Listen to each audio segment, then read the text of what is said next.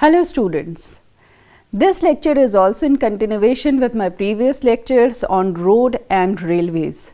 Now today I will take you to air transport.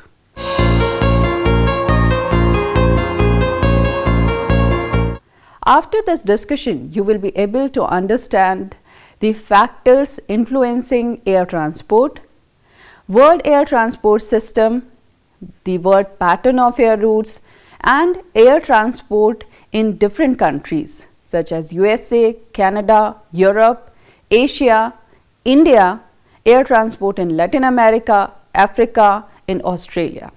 Besides that, I will also discuss few issues related to air transport.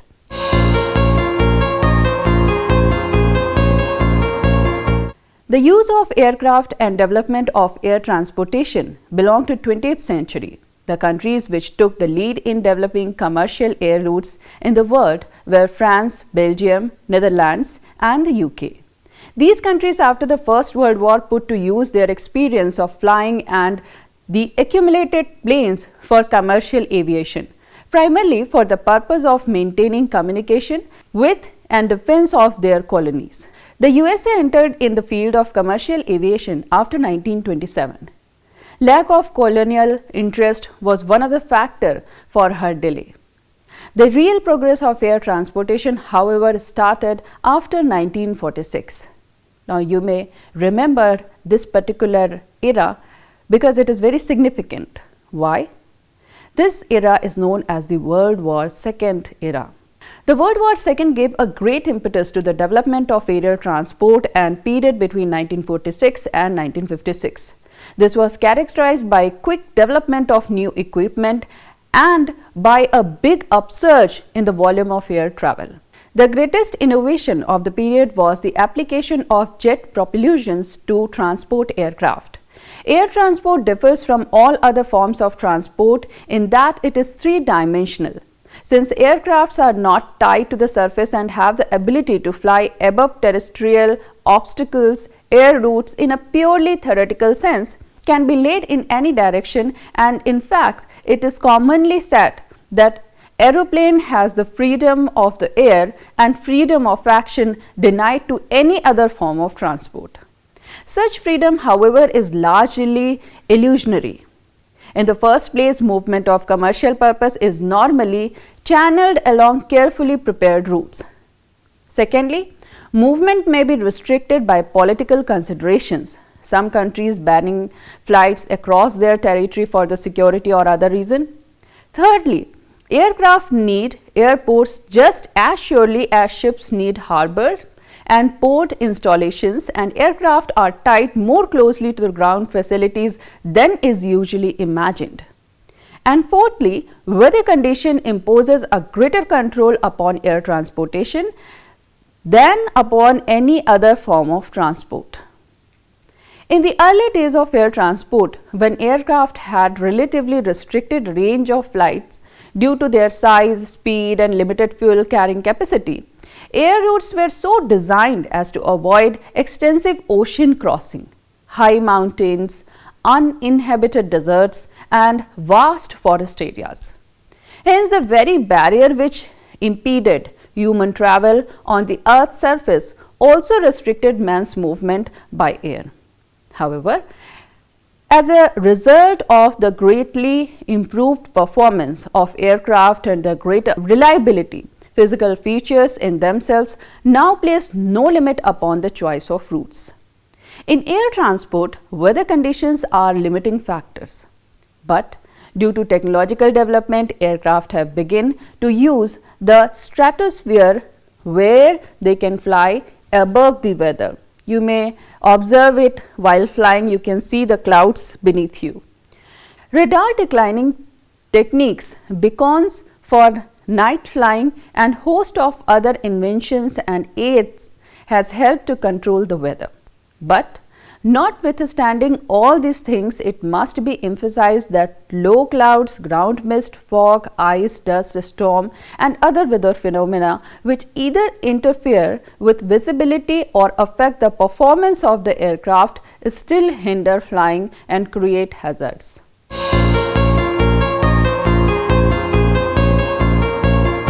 Now let me take you to the factors which influence aircraft transport or air transport. The air transport is greatly controlled by climatic conditions such as heavy rains, fog and snowstorms causes suspension of flying operations. Safe landing of aeroplanes becomes difficult for ground fogs. Though modern development in meteorology and perfections of aeronautical devices have made air transport more and more independent of weather conditions, there will still be route more favorable situated than other, thus more likely to be chosen. Second factor is relief of the land also influences air operations. Level land are preferable so as to have better landing grounds. Commercial flying has developed in the lowlands and for regions where heavy rains, snowstorms or cyclone weather are not common. And the third is an airway system is determined by the proposal of getting maximum traffic on a given route. Now let me take you to the current position. Air routes today are primarily determined by many factors such as adequate ground facility for operations, and second is availability of traffic for economic working. Air transport is still in general costly. The high cost of air transport is largely the result of expensiveness of the vehicle and the motive power. The total amount of the freight moved by air is still small, less than 2% of the total world figure. Air transport is best suited for the carriage of commodities which are low in bulk but high in value. At the present time, most of the air freight is actually carried in the hold of passenger aircraft. But the expansion of the high technology industries in Pacific Rim, in North America and in Western Europe has generated a growing demand for air cargo services, and highest growth rate have been recorded on US Far East routes. On an average, 740.2 million tons is hauled as air cargo.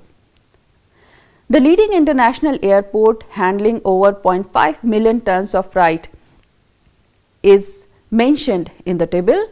You can refer this particular table and you can know that what is the status.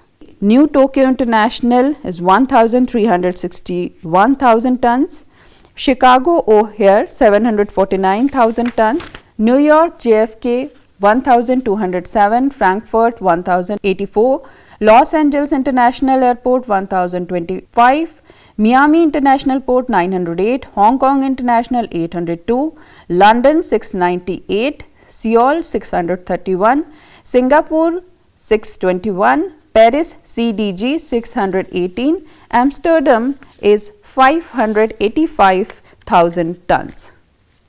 Air services are mainly of two main kinds.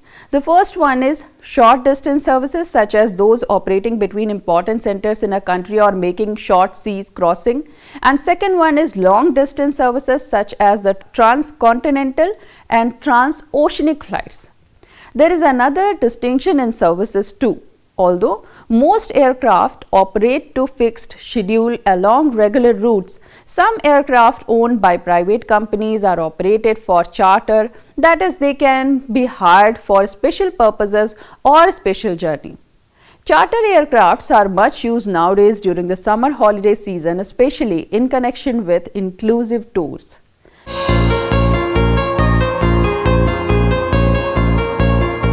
Let me take you the word air transport system. The word pattern of air route is very important to discuss in this connection. There are few issues. The first one is the network shows that there is worldwide coverage. Second is an east-west girdle of routes in northern hemisphere is very high. You can refer this particular figure. Longitudinal extension from the latter into 3 southern continents. Fourth factor is a great focusing of route in 3 particular regions: Western Europe, Eastern USA and Caribbean, and also the Southeast Asia. And fifth is several important foci from which numerous routes radiate, such as New York, Chicago, Washington, Seattle, London, Paris, Berlin, Frankfurt, Rome. In India, I can refer Mumbai, Kolkata. Apart from that, Bangkok, Singapore, Hong Kong, Tokyo, Sydney. These are a best example of such conditions.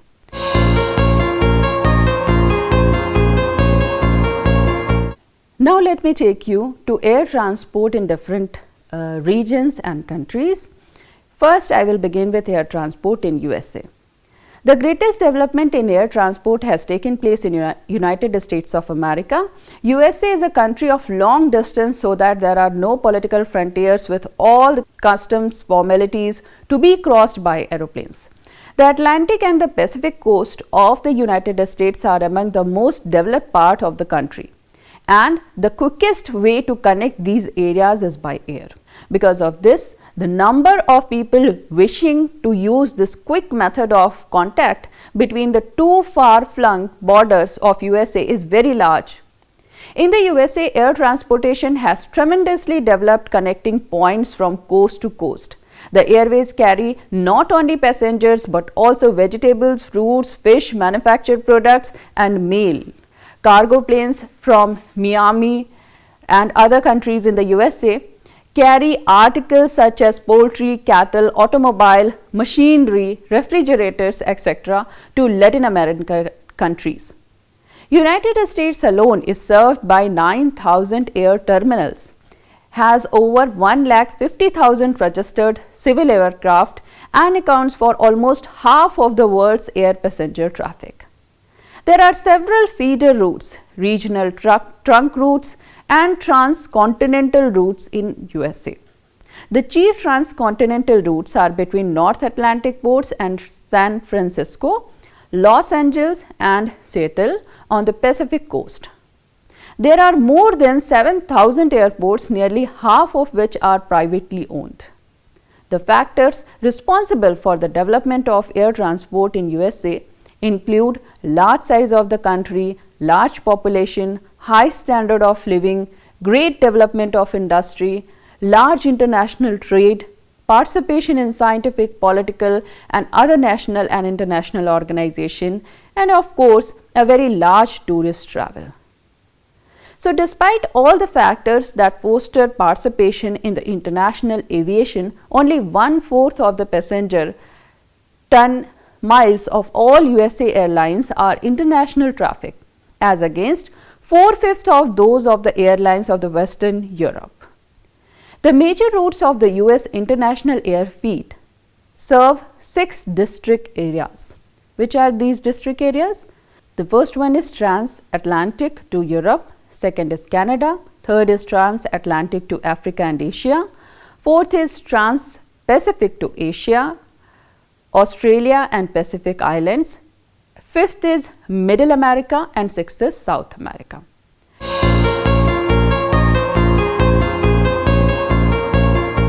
So after discussing the air transport in USA, it is also important to discuss air transport in Canada in continuation with this. Although Canada has only few airlines operating at an international and national level, they have a greater total ton mile of traffic than those of any other European countries except the UK and France.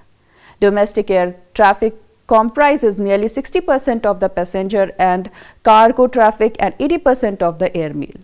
Canadian Airways extended primarily east-west in southern agricultural, manufacturing and mining areas of the country. In Canada, the largest airline company is Trans-Canada Airline with Montreal, Toronto and Vancouver as the busiest air terminal.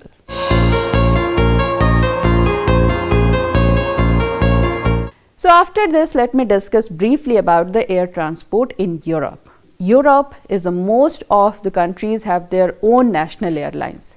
After US, the greatest volume of air traffic is found in Europe. Western Europe has nearly 1/4 of the world's international airlines and 1/5 of the world's domestic and territorial airlines. The airways in Western Europe form a dense network. Every capital city and other important cities are served by airlines. The United Kingdom has as many as 15 airlines.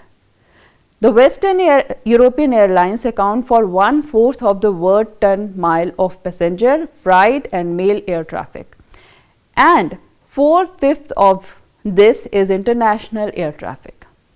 3/4 of the total ton-mile of air traffic is accounted for by passenger traffic, and 85% of the passenger traffic is international. This is due to the small size of the country's intensive use of highways, railways and inland waterways, the small number of domestic airlines and the comparatively large number of international airlines serving many distant regions. The major air terminals of Europe are London, Paris, Rome, Madrid, Berlin, Vienna, Geneva, Moscow, etc. England to Australia. This air route is one of the busiest and important air route. This starts from London and follows many important countries or points such as Athens, Gaza, Baghdad, then Sharjah, Karachi, Delhi, Kolkata, and then it reaches to Darwin and Brisbane and finally reaches to Sydney. Compared to UK, in Russia, the Aeroflot is the principal airways totaling 4 lakh kilometers. A dense network city of connects Russia, west of Urals, western Siberia and Central Asia. 21 routes connect Moscow with 28 capital cities of Europe, Africa, Asia and America. Passenger traffic of Aeroflot comprises 90% of the ton-miles of freight and passenger traffic. Russian international air routes are mostly controlled by Moscow, Leningrad and few other regions. Russia and other countries of former Soviet Union are also well connected by air services.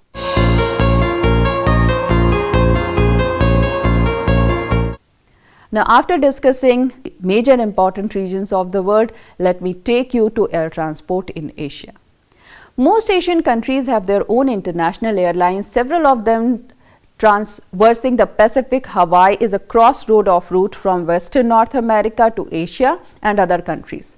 One group of airlines goes to Tokyo and Singapore, the other one southwest to Australia and New Zealand. Traffic availability and some political consideration causes some airlines to use route longer than the Great Circle. The Great Circle distance between San Francisco and Manila is about 11,200 km. You should always remember these important connecting points. However, only a few flights use this route for the reason the route from San Francisco through Fairbanks, Siberia, China, Tokyo to Manila is about 1,280 kilometers longer than the Great Circle route is preferred because of the greatest traffic potential. Important international routes run across the monsoon fringe of Asia and Beirut, Tehran, Karachi, Mumbai, Delhi, Kolkata, Bangkok, Singapore, Hong Kong and Tokyo. These all are the important international airports in Asia. A network of airways crosses Western and Southeastern Asia. In China, the first air flight between Shanghai and Chongqing took place in 1928, but very little progress has been done till 1950. Considerable progress was made in air transport between 1950 and 1958. Today, there is a well-developed network in China proper and most of the principal cities have air links. China now has external air links with several of other countries. Beijing, Shanghai and Canton are the great hub of the airways network, but China is still having relatively lesser air transport facilities. China has fewer international air connections than any other country. One route connects Beijing with Moscow and another Beijing with Pakistan. So, after China, let me discuss about air transport in Japan. Air transport is well developed in Japan and operates internal and international services. Tokyo is the focal point of the international air transport. The other countries of Southeast Asia are also having international aviation. Southeastern Asia accounts for nearly 3/4 of the Asian ton miles of air traffic. Similarly, countries like South and North Korea, Pakistan, Bangladesh, Sri Lanka, etc. are well connected with air transport. In only a few countries such as Afghanistan, Sri Lanka, Japan, India, Taiwan and Thailand is international traffic greater than domestic traffic. The passenger traffic in Southeastern Asia comprises nearly 3/4 of the total ton miles and is divided equally between the international and domestic. In Western Asia, nearly 3/4 of the ton miles traffic is accounted for by passenger traffic.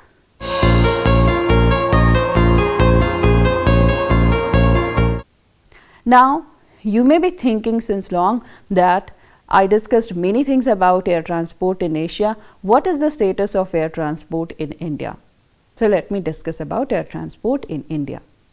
As you know that India is situated on the strategic route from end to Europe, Asia, Australia and Africa. Though domestic traffic is not commensurate with her area and size of population, yet international traffic is important. India has air transport agreement with 93 countries and her flights are regularly scheduled for these countries neighboring as well as distant. Air India, the international carrier, and Indian Airlines, primarily a domestic carrier, serves 17 countries.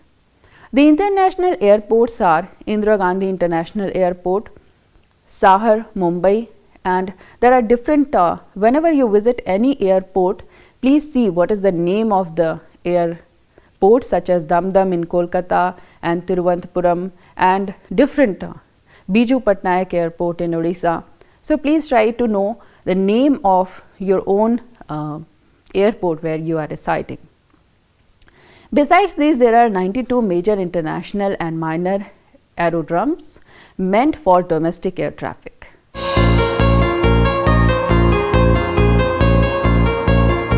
After India, let me also discuss about air transport in Latin America. The Central and South American countries have developed air transport and all the capital cities are connected with international flights. Latin America operates more international airlines than does Europe, but many of these countries are small and most of them provide domestic services only. Airlines including BOAC, KLM, Air France, and Swiss Air operates regularly to Latin America. Although Airways cover remote areas of South America such as Tierra del Fuego and Amazonia, the main networks are within 400 kilometers of the coast. The main focal points are Caracas, Bogota, Lima, Santiago, Buenos Aires, Sao Paulo, and Rio de Janeiro. All capital and large urban centers have regular air services. International traffic is significant in all countries of South America. So, till now I have discussed the major regions of the world. Only one is left, that is Africa. 20 African countries have their own international airlines, but only 4 countries have domestic airlines. This is mainly due to the fact that most African countries have long been European colonies and remained underdeveloped. Africa is served by international airlines following the East African routes through London, Rome, Cairo, Addis Ababa, Nairobi and Johannesburg, with Mauritius, Sri Lanka and Southeast Asia. The Central Africa route is through Paris, Kano, Lagos and other important towns such as Cape Town, Johannesburg, Durban, etc. While West Africa route goes through London, Madrid, Accra and other important cities. In addition, many African countries have their own air domestic services.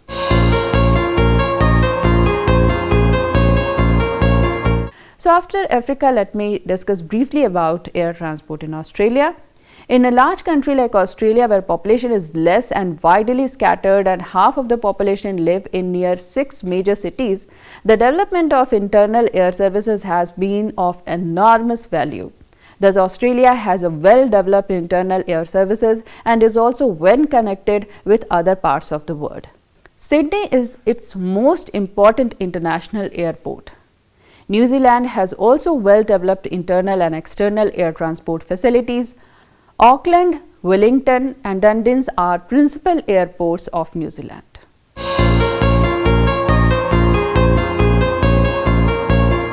After the above discussion, now you can know and understand that the development of air transport is very unequal at the world front. Some countries have well-developed international and domestic air transport, while some have well-developed domestic air transport. India has developed its international as well as domestic air transport. More infrastructural development is on the way, and there are many challenges in front of India and other countries too to develop their air transport in their own country.